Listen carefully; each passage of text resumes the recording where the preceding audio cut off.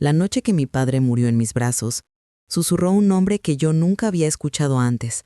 Sus ojos, nublados por el Alzheimer, de repente se volvieron claros como el agua, como si durante todos esos meses de confusión hubiera estado esperando ese momento exacto para liberarse.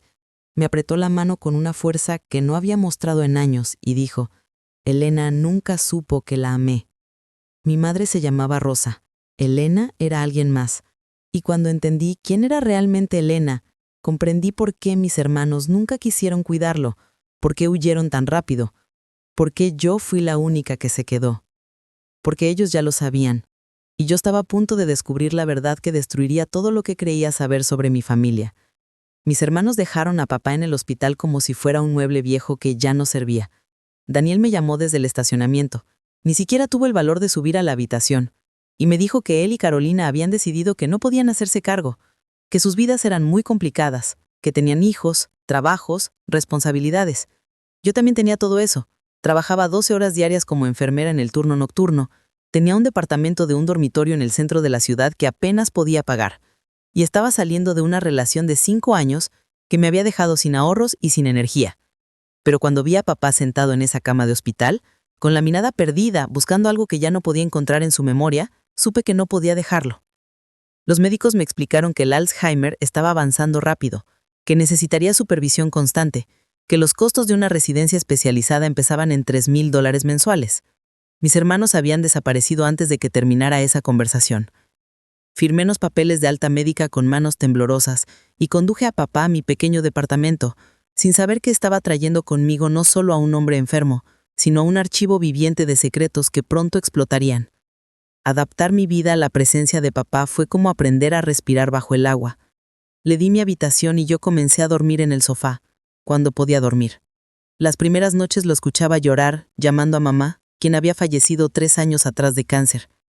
A veces se levantaba a las 3 de la madrugada convencido de que tenía que ir a trabajar a la fábrica donde había pasado 30 años de su vida, y yo tenía que guiarlo de vuelta a la cama, susurrándole mentiras piadosas sobre días libres y vacaciones. Pedí una reducción de horas en el hospital, lo que significó un recorte de $400 en mi salario mensual. Contraté una cuidadora de medio tiempo, la señora Gómez, una mujer hondureño de 60 años que cobraba $15 la hora y que se convirtió en mi salvavidas. Mis hermanos no llamaban.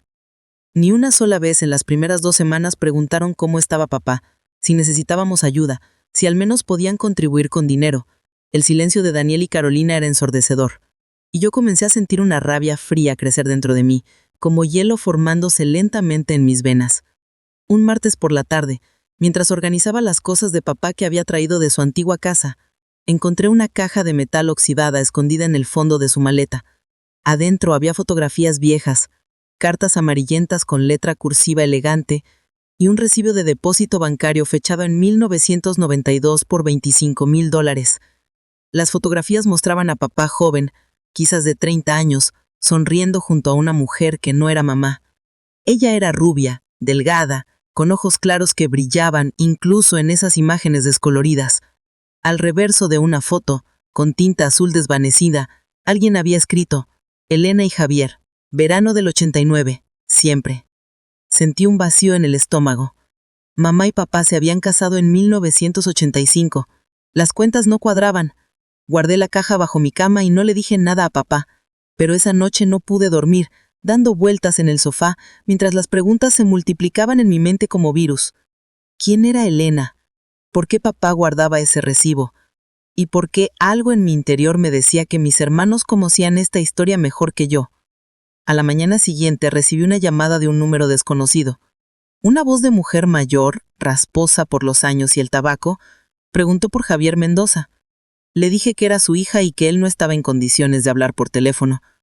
Hubo un silencio, largo, incómodo, y luego ella dijo: «Entonces es verdad, se está muriendo».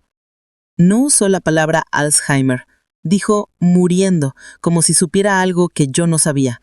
Le pregunté quién era y escuché cómo inhaló profundamente antes de responder. «Dile que Elena Márquez llamó. Dile que necesito hablar con él sobre lo que pasó, sobre lo que nos debemos». Colgó antes de que pudiera preguntarle más. Mis manos temblaban mientras marcaba el número de Daniel. Por primera vez en semanas contestó. «¿Quién es Elena Márquez?», le pregunté sin saludos ni preámbulos. El silencio del otro lado fue peor que cualquier respuesta. «No metas las narices donde no te llaman, Andrea», me dijo con una voz fría que nunca le había escuchado. «Papá tiene Alzheimer. Todo lo que encuentres son fantasmas del pasado que ya no importan». Y colgó. Esa misma tarde, después de que la señora Gómez llegó a quedarse con papá, conduje hasta la biblioteca pública del centro. Necesitaba respuestas y sabía que Daniel nunca me las daría. Busqué en los archivos de periódicos viejos, introduje el nombre Elena Márquez en bases de datos públicas y finalmente encontré algo en una edición de 1992 del periódico local. Una nota pequeña en la sección de negocios. Elena Márquez, propietaria de Márquez Textiles, vende empresa por cifra no revelada, tras muerte de socio. La fecha coincidía con el recibo bancario que había encontrado. Seguí investigando y descubrí que Márquez Textiles había sido una empresa mediana de confección que operó durante 15 años en la zona industrial de la ciudad. En los registros comerciales antiguos, archivados en microfilmes polvorientos, encontré el nombre de su socio fundador, Javier Antonio Mendoza. Mi padre. Mi padre no solo conocía a Elena, había sido su socio de negocios, y según lo que estaba leyendo, la empresa había sido próspera hasta que cerró repentinamente. Imprimí todo lo que pude, pagué $3 por las copias y salí de la biblioteca sintiendo que el suelo bajo mis pies ya no era sólido. Esa noche fui directamente al barrio residencial donde vivía Carolina, mi hermana mayor, en su casa de 2 pisos con jardín perfecto y 2 autos nuevos en la entrada. Toqué el timbre hasta que abrió, con cara de molestia, que se transformó en pánico cuando vio mi expresión. «Necesitamos hablar sobre Elena Márquez», le dije empujando la puerta para entrar sin esperar invitación. Carolina miró hacia atrás, donde sus 2 hijos veían televisión, y me arrastró hacia la cocina. «¿Qué quieres, Andrea? ¿Qué buscas removiendo toda esta mierda?», siseó entre dientes. Le mostré las copias de los periódicos, las fotos, el recibo. Vi cómo su rostro pasaba del enojo al frío y finalmente a una especie de resignación derrotada. «Daniel y yo decidimos hace años que esto se quedaría enterrado. Mamá sufrió demasiado. No tiene sentido que tú también sufras ahora». Le exigí que me contara todo. Carolina cerró los ojos y comenzó a hablar con voz cansada. «Papá tuvo una aventura con Elena que duró casi 10 años. Mamá lo supo en 1992 cuando todo explotó. Ellos tenían un negocio juntos y algo salió mal. Muy mal». Carolina me contó que en 1988, cuando yo tenía apenas 2 años, papá y Elena habían fundado Márquez Textiles con ahorros conjuntos y un préstamo bancario de $50,000. Mientras mamá criaba a 3 niños pequeños en casa, papá pasaba días enteros, noches enteras, construyendo ese negocio con Elena. No era solo profesional, me dijo Carolina con voz cortante. Era obvio para todos que había algo más. Daniel, que entonces tenía 12 años, recordaba haber ido a la fábrica y ver cómo papá miraba a Elena, cómo se rozaban las manos al pasar documentos. Mamá lo sospechaba, pero no tenía pruebas, no hasta que en 1992 todo colapsó. Hubo un problema con un cliente grande, un pedido de $100,000 que nunca se entregó, acusaciones de fraude, amenazas de demandas. Elena decidió vender la empresa rápidamente para cubrir las deudas y desaparecer. Le dio a papá $25,000 como liquidación y le hizo prometer que nunca intentaría contactarla de nuevo. «Mamá encontró el cheque», dijo Carolina. «Encontró todo, las cartas, los recibos de hotel, los regalos. Se destrozó, Andrea, se destrozó completamente». «¿Y papá?», pregunté con la voz rota. Carolina me miró con una mezcla de pena y dureza. Papá suplicó, lloró, prometió que todo había terminado, que Elena se había ido del país, que nunca volvería a verla. Mamá le dio un ultimátum. Ella se quedaría por nosotros, los niños, pero él tendría que cargar con la culpa para siempre. Nada de divorcios, nada de escándalos, pero tampoco nada de perdón real. Mamá había convertido los siguientes años en una cárcel emocional para papá, me explicó Carolina. Dormían en camas separadas. Ella hablaba con él solo lo necesario. En público eran el matrimonio perfecto, pero en privado había un hielo que nunca se derritió. Cuando mamá murió de cáncer, continuó Carolina, sus últimas palabras para papá fueron: «Nunca te perdoné». Daniel y yo estábamos ahí, lo escuchamos. Por eso, cuando papá enfermó, mis hermanos no quisieron cuidarlo. No era solo por comodidad, era por venganza heredada. Habían prometido a mamá, en su lecho de muerte, que papá no merecía compasión. Y tú, me dijo Carolina señalándome con dedo acusador, tú eras demasiado pequeña para recordar, por eso eres la única que lo defiende, porque no sabes lo que realmente hizo. Conduje de vuelta a mi departamento llorando con tanta fuerza que tuve que detenerme 2 veces en el camino. Todo lo que creía saber sobre mi familia era mentira. Mi padre, el hombre trabajador y silencioso que recordaba llevándome al parque, había traicionado a mamá durante una década. Mamá, la mujer dulce que yo había idolatrado, había vivido en amargura durante años. Mis hermanos no eran cobardes, eran jueces ejecutando una sentencia, y yo era la tonta que no había visto nada. Cuando llegué al departamento, la señora Gómez me recibió con preocupación. «Está teniendo un mal día», me susurró señalando hacia la habitación. «Ha estado llamando por Elena toda la tarde». Entré y encontré a papá sentado en la cama, con la mirada fija en la ventana. «Elena viene hoy», dijo sin mirarme. «Prometió que vendríamos juntos. Tenemos que cerrar el trato». El Alzheimer lo había llevado de vuelta a 1992, al momento exacto en que su vida se había desmoronado, y de alguna forma retorcida su cerebro enfermo, lo estaba obligando a revivir su peor pecado una y otra vez. Durante los siguientes días, traté de seguir con mi rutina, pero todo se sentía falso. Bañaba a papá, le daba sus medicamentos, le preparaba comida que apenas tocaba, y todo el tiempo pensaba en Elena, en mamá, en la vida doble que había existido bajo mi propia nariz. La rabia hacia mis hermanos se transformó en algo más complejo. Entendía su dolor ahora, pero no podía aceptar su crueldad. Papá estaba enfermo, muriendo lentamente mientras su cerebro se apagaba como luces en una casa abandonada. ¿No había pagado ya suficiente? Una noche, mientras papá dormía, saqué la caja de metal nuevamente. Revisé cada carta de Elena, escritas en esa letra elegante y cursiva. Hablaban de sueños compartidos, de planes de futuro, de un amor que según ella era más real que cualquier papel de matrimonio. En la última carta, fechada en julio de 1992, Elena escribía: «Javier, sé que elegiste a tu familia, lo entiendo, pero quiero que sepas que estos 10 años fueron los más felices de mi vida. Desearía que las cosas hubieran sido diferentes. Cuídate, E». Decidí entonces que necesitaba encontrar a Elena Márquez. Contraté a un investigador privado por $200 usando el dinero que había guardado para emergencias. Le di toda la información que tenía: el nombre completo, las fechas, la empresa, el número de teléfono desde el que había llamado. 3 días después, recibí un correo electrónico con una dirección. Elena Márquez vivía a solo 40 minutos de distancia, en un complejo de apartamentos para personas mayores a las afueras de la ciudad. Tenía 73 años, viuda desde hacía 5, y según registros públicos, tenía una hija. No le dije a nadie lo que planeaba hacer. Un sábado por la mañana, después de asegurarme de que la señora Gómez estaría con papá todo el día, conduje hasta esa dirección. El complejo era modesto pero bien cuidado, con jardines pequeños y bancos donde algunos residentes tomaban el sol.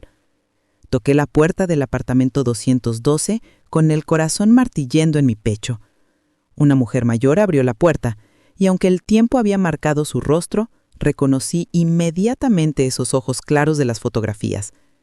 «¿Elena Márquez?», pregunté. Ella me miró de arriba a abajo y una sonrisa triste apareció en su rostro. «Tienes sus ojos», dijo. «Eres hija de Javier. Pasa, por favor». El apartamento de Elena olía a lavanda y a libros viejos. Nos sentamos en su pequeña sala y ella me sirvió té que no toqué. Llamé hace unas semanas porque supe por el periódico local que Javier estaba enfermo. Un artículo pequeño sobre recaudación de fondos para investigación de Alzheimer mencionaba su nombre como paciente destacado. Necesitaba saber cómo estaba. Le pregunté directamente por qué había llamado realmente. ¿Qué quería después de tantos años? Elena suspiró profundamente y se levantó para traer una carpeta manila de un escritorio cercano. «Porque hay cosas que Javier nunca supo», dijo, poniéndola sobre la mesa entre nosotras. Abrí la carpeta con manos temblorosas. Dentro había documentos legales, certificados y una fotografía de una mujer joven de unos 30 años que se parecía sorprendentemente a Elena. «Esta es mi hija, Mercedes», dijo Elena señalando la foto. «Tiene 33 años y Javier es su padre». El mundo se detuvo. Las paredes del apartamento parecieron inclinarse. Elena continuó hablando, pero yo apenas podía procesar las palabras. Quedé embarazada en 1991. Cuando se lo dije a Javier, él entró en pánico. Estaba aterrorizado de que Rosa lo descubriera, de perder a sus hijos, de arruinar todo. Me pidió que no lo tuviera.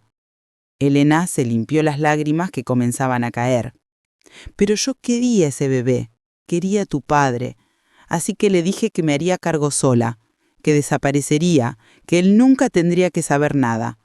Por eso vendí la empresa tan rápido en 1992, necesitaba dinero para criar a Mercedes sola, para irnos lejos.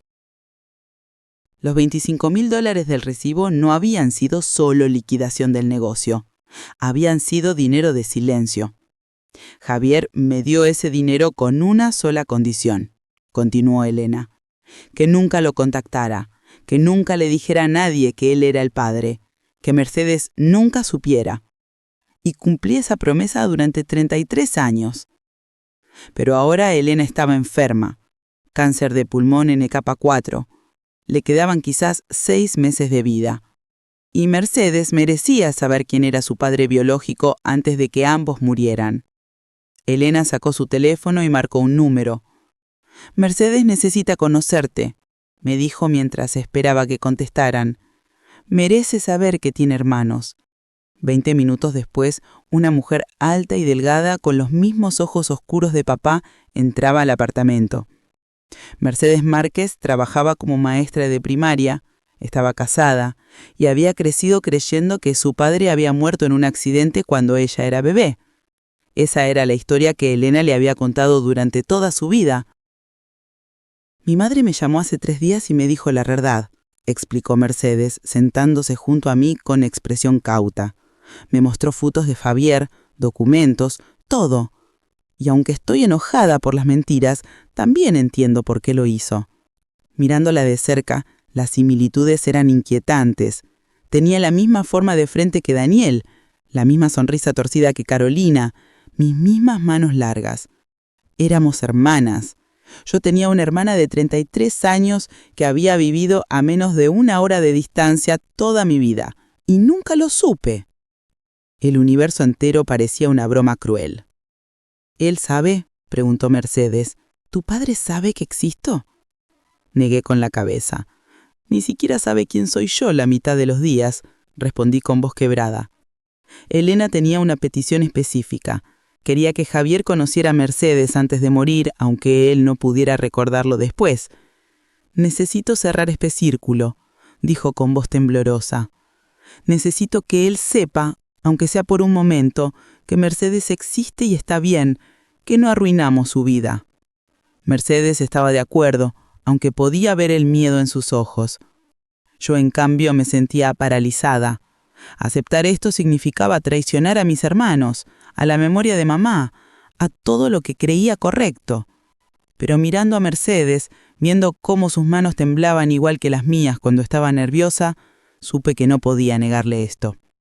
Ella no había pedido nacer en esta situación, era tan víctima como todos nosotros. Hay algo más, dijo Elena, sacando otra carpeta. Cuando vendí la empresa, recibí $150,000 en total. Le di 25,000 a Javier, pero el resto lo invertí para Mercedes. Ha crecido con los años. Ahora hay cerca de $400,000 en una cuenta fiduciaria. Elena quería que ese dinero se dividiera equitativamente entre los 4 hijos de Javier, Daniel, Carolina, Mercedes y yo. Es la herencia que él nunca pudo darles, explicó. Es lo mínimo que puedo hacer. Una semana después traje a Mercedes a mi departamento. Le había explicado a papá que una vieja amiga vendría a visitarlo, sin dar detalles que su cerebro confuso no podría procesar. Esa mañana papá estaba teniendo un día relativamente bueno, uno de esos días cada vez más raros donde sus ojos mostraban chispas de reconocimiento. Mercedes entró con un ramo de flores amarillas, las favoritas de papá, según Elena. Se sentó frente a él en la pequeña sala, mientras yo observaba desde la cocina, lista para intervenir si algo salía mal. Hola, Javier, soy Mercedes. Elena es mi madre. Vi cómo sus ojos se enfocaban lentamente, cómo su cerebro luchaba por conectar esos nombres. Elena, Elena del negocio, Elena de la fábrica. Mercedes asintió. las lágrimas ya corriendo por sus mejillas. Sí, y yo soy tu hija. Por un momento, solo un momento brillante y terrible, vi comprensión total en el rostro de papá.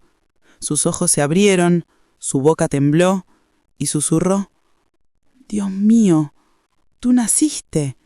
Entonces rompió a llorar con sollozos profundos que sacudían todo su cuerpo.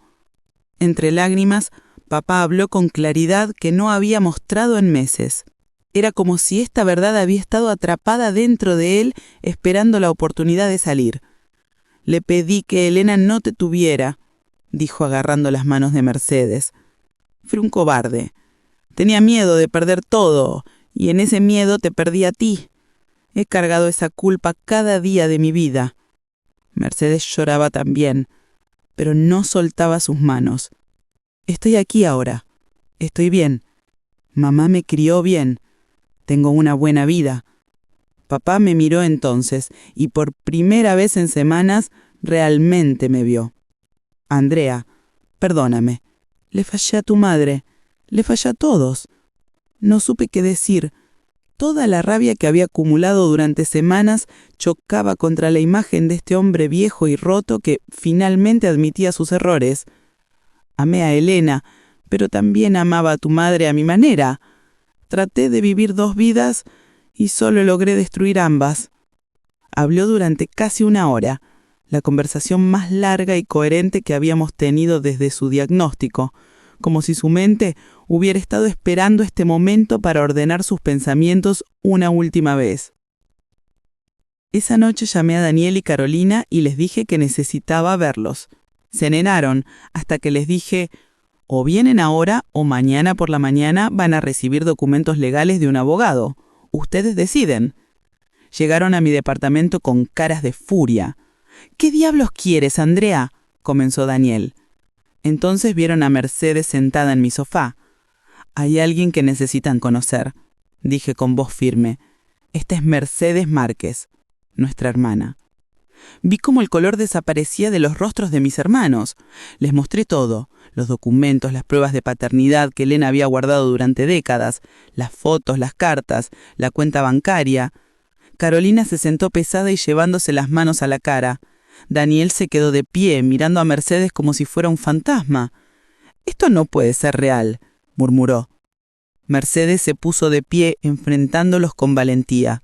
«Soy tan real como ustedes. No pedí nacer en esta situación, pero aquí estoy, y merezco ser reconocida». La tensión en la habitación era tan densa que parece que no podíamos respirar.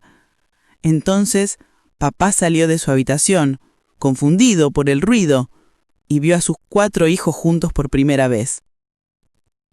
«¿Por qué están todos gritando?», preguntó papá con voz temblorosa. Daniel explotó. 30 años de rabia contenida salieron de él como lava. «¿Por qué? ¿En serio preguntas por qué?», gritó acercándose a papá. «Destruiste a mamá, la traicionaste durante años y ahora descubrimos que hay otra hija, otra mentira más». Carolina también se levantó, señalando a Mercedes. «Ella no es nuestra hermana, es evidencia de tu traición. Es la prueba viviente de que nunca fuiste el hombre que pretendías ser». Mercedes retrocedió, herida, y yo me interpuse.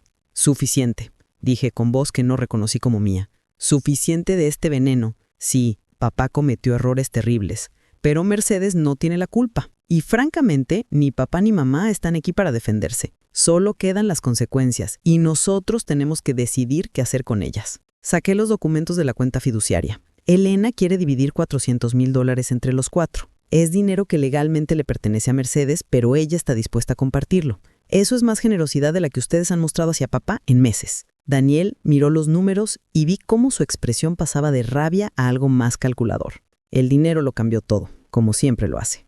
Daniel y Carolina no aceptaron a Mercedes por amor fraternal, sino porque $100,000 cada uno era demasiado tentador para ignorar. Firmamos documentos con un abogado una semana después, dividiendo la herencia en Elena equitativamente. Pero la firma de esos papeles no sanó nada. Carolina apenas hablaba con Mercedes y Daniel la trataba como una obligación legal, más que como una hermana. Papá, mientras tanto, comenzó a deteriorarse rápidamente. Era como si finalmente confesar su secreto hubiera liberado algo dentro de él y ahora su mente se rendía. Los días vanos desaparecieron. Ya no me reconocía. Llamaba a Mercedes Elena cuando ella venía a visitarlo, confundiendo madre e hija. Llamaba a la señora Gómez Rosa y le pedía perdón una y otra vez. Daniel y Carolina no volvieron después de firmar los documentos. Tomaron su dinero y desaparecieron otra vez, como si nada hubiera cambiado. Son tal como él, me dijo Mercedes un día, sentadas en mi pequeña sala mientras papá dormía. Papá era capaz de amor, pero también de abandonar lo que le resultaba incómodo. Ellos heredaron eso, y tenía razón. Elena murió en febrero, 3 meses después de nuestro primer encuentro. El cáncer la consumió rápidamente. Mercedes me llamó llorando la noche que sucedió y fui al hospital a estar con ella. Sostuvimos su mano mientras se iba, y sus últimas palabras fueron: díganle a Javier que lo perdoné, que todo valió la pena. Papá no entendió cuando le dijimos que Elena había muerto. Su cerebro ya no podía retener información nueva. Pero esa noche lo escuché llorar en su habitación, como si alguna parte profunda de él supiera que algo importante se había perdido. Su salud colapsó después de eso. Dejó de comer, de hablar, de moverse más allá de lo absolutamente necesario. Los médicos dijeron que era cuestión de semanas, quizás días. Mercedes y yo nos turnábamos para sentarnos con él. Le leíamos, le poníamos música, le hablábamos sobre cosas que ya no podía comprender. Daniel y Carolina no vinieron ni siquiera cuando les dije que el final estaba cerca. Que muera tranquilo, me dijo Carolina por teléfono con voz fría. Ya hizo suficiente daño. Esa fue la última vez que hablé con ella. Papá murió en una noche de marzo, con lluvia golpeando las ventanas de mi departamento. Yo estaba sola con él, sosteniendo su mano mientras su respiración se volvía cada vez más superficial. Mercedes había salido apenas 1 hora antes para atender una emergencia con sus hijos, prometiendo regresar temprano por la mañana. Pero papá no esperó. A las 2 de la madrugada, sus ojos se abrieron de repente con esa claridad que había visto solo una vez antes. «Andrea», susurró, y mi nombre sonó correcto en su boca por primera vez en semanas. «Estoy aquí, papá», le dije apretando su mano. Entonces fue cuando pronunció ese nombre. Elena nunca supo que la amé. Su voz era apenas un susurro, pero cada palabra llegó clara. Le dije que era el negocio, que era conveniente, que era solo algo temporal, pero la amé, Andrea. La amé tanto como amé a tu madre, y eso me convirtió en un monstruo. Lágrimas corrían por las sienes de papá, desapareciendo en su cabello blanco. Amé a 2 mujeres y destruí a ambas. Ese es mi legado. Quise decirle que lo perdonaba, que todo estaría bien, pero las palabras se me atascaron en la garganta. Entonces sus ojos se cerraron, su pecho dejó de moverse y se fue. Organicé el funeral con el dinero que Elena me había dejado. Fue una ceremonia pequeña en una funeraria modesta del centro de la ciudad. Mercedes vino con su familia completa, su esposo y sus 2 hijos, nietos que papá nunca conoció oficialmente. Algunos viejos amigos de papá de la fábrica asistieron, hombres ancianos con trajes arrugados que contaban historias sobre Javier el trabajador, Javier el buen compañero. Nadie mencionó a Elena o el negocio, nadie sabía esa parte de la historia. Daniel y Carolina llegaron tarde, se sentaron en la última rila y se fueron inmediatamente después del servicio sin hablar con nadie. Ni siquiera se acercaron al ataúd. Vi cómo Carolina miraba a Mercedes con una mezcla de desprecio y curiosidad, como si estuviera evaluando a un objeto extraño. Durante el servicio, el padre habló sobre perdón y redención, palabras vacías que flotaban en el aire sin aterrizar en ningún corazón. Cuando me tocó hablar, subí al podio con un papel arrugado en las manos donde había intentado escribir algo significativo. Pero al mirar el ataúd de madera barata donde rescasaba papá, las palabras preparadas se evaporaron. Mi padre fue un hombre complicado. Cometió errores terribles que hirieron a personas que amó. Traicionó la confianza de mi madre, abandonó a una hija por miedo, vivió con secretos que lo comieron vivo durante décadas. Vi cómo Daniel y Carolina se removían incómodos en sus asientos, pero también fue el hombre que me llevaba al parque los domingos, que trabajó dobles turnos para pagar nuestras escuelas, que lloró en mi graduación como si fuera el día más importante de su vida. Fue capaz de gran amor y de gran cobardía, a veces al mismo tiempo. Miré directamente a Mercedes. En sus últimos meses, mientras su mente se desmoronaba, lo vi luchar con sus demonios. Los secretos que guardó durante 30 años finalmente salieron a la luz, y en ese proceso descubrí que tengo una hermana maravillosa que no mereció crecer sin padre por los miedos de un hombre. Las lágrimas corrían libremente por mi rostro ahora. No voy a pararme aquí a decir que papá fue un santo, porque no lo fue, pero tampoco voy a condenarlo eternamente por sus peores decisiones. Era humano, profunda y desastrosamente humano. Y eso tendrá que ser suficiente. Una semana después del funeral, recibí una llamada del abogado de Elena. Había un último documento que ella había dejado, una carta para ser abierta solo después de la muerte de Javier. Mercedes y yo fuimos juntas a la oficina del abogado, un lugar con alfombras gastadas y olor a papel viejo. Nos sentamos mientras el abogado, un hombre calvo de 60 años con lentes gruesos, abría un sobre sellado. Elena Márquez escribió esto 2 semanas antes de su muerte, explicó. La carta estaba escrita en esa misma letra elegante que había visto en las cartas antiguas, pero ahora temblona por la enfermedad. Queridas Andrea y Mercedes, comenzaba. Si están leyendo esto, significa que tanto Javier como yo ya nos hemos ido. Quiero que sepan que no lamento nada. Amé a Javier con cada fibra de mi ser durante 10 años y ese amor me dio el mayor regalo de mi vida, Mercedes. Elena explicaba que había mantenido el secreto no por vergüenza, sino por amor. Javier tenía una familia y yo no quería destruirla. Sí, me dolió. Sí, hubo noches en las que lloré sola mientras Mercedes dormía en la habitación de al lado, pero también hubo alegría, risas y una vida que construí con mis propias manos. Continuaba. El dinero que les dejé no es una disculpa, es libertad. Libertad para elegir qué hacer con esta historia, para escribir sus propios finales. Capítulo 26. La decisión de Mercedes.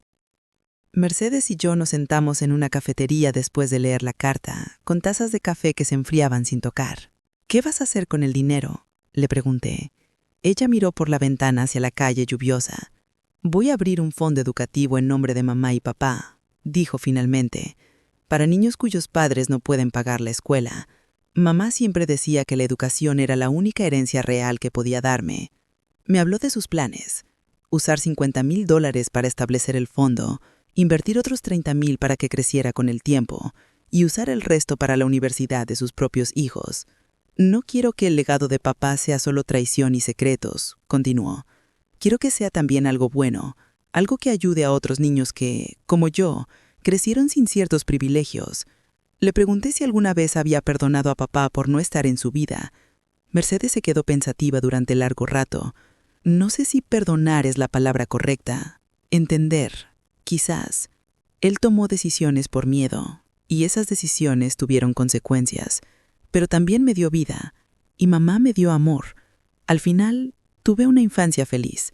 No puedo estar enojada con un fantasma por algo que ya no se puede cambiar. Intenté una última vez contactar a Daniel y Carolina 2 meses después del funeral. Los invité a cenar, pensando que quizás con el tiempo las heridas podrían empezar a sanar. Daniel ni siquiera respondió el mensaje. Carolina me escribió un texto corto y frío. No tenemos nada que hablar. Tomaste tu decisión cuando trajiste a esa mujer a nuestras vidas. Hiciste tu elección. Esa fue la última comunicación que tuve con mis hermanos. Mercedes me decía que debía sentirme triste por perderlos, pero honestamente, sentía más alivio que tristeza. Había pasado meses cargando con su rabia, con su negativa a perdonar, con su herencia de amargura. Verlos desaparecer de mi vida fue como quitarme un peso de los hombros. Ellos eligieron el veneno, me dijo Mercedes una tarde mientras tomábamos café en mi departamento, ahora más vacío sin las cosas de papá. Mamá les enseñó que la traición nunca se perdona, y ellos aprendieron la lección demasiado bien. Van a cargar esa rabia por el resto de sus vidas y será como un cáncer que los comerá desde adentro. Usé mi parte de la herencia para pagar mis deudas, ahorrar para el futuro y finalmente mudarme a un apartamento de 2 habitaciones en un barrio más tranquilo de la ciudad. Un año después de la muerte de papá, Mercedes y yo nos habíamos convertido en verdaderas hermanas. Nuestras familias celebraban juntas los cumpleaños, las fiestas, los fines de semana aburridos que se convertían en aventuras improvisadas. Sus hijos me llamaban tía Andrea, con naturalidad, como si siempre hubiera sido parte de sus vidas. Una tarde de domingo, mientras ayudaba a Mercedes a preparar la cena en su casa, me preguntó si alguna vez me arrepentía de haber cuidado a papá. «Podrías haber dicho que no», señaló. «Podrías haber dejado que se quedara en el hospital o en una residencia. Nadie te habría culpado». Pensé en esa pregunta durante largo rato cortando vegetales, mientras el aroma de ajo llenaba la cocina. «No me arrepiento», respondí finalmente. Esos meses fueron los más difíciles de mi vida. Me costaron dinero, sueño, salud mental y la relación con Daniel y Carolina, pero también me dieron algo invaluable. Mercedes esperó a que continuara. «Me dieron la verdad», expliqué. «Y te dieron a ti. Si hubiera dejado a papá en manos de extraños, si hubiera huido como mis hermanos, nunca habría descubierto su secreto, nunca te habría conocido, y eso habría sido la pérdida más grande de todas». En el segundo aniversario de la muerte de papá, Mercedes y yo fuimos juntas al cementerio. Llevamos flores, rosas amarillas, las favoritas de papá, según Elena. La lápida era simple, con solo su nombre y fechas. No habíamos escrito ningún epitafio porque no pudimos ponernos de acuerdo en qué decir. Mientras estábamos ahí, de pie frente a la tumba bajo un cielo gris, vi dos figuras familiares caminando por el sendero del cementerio. Daniel y Carolina. Se detuvieron cuando nos vieron, claramente sin esperar encontrarnos ahí.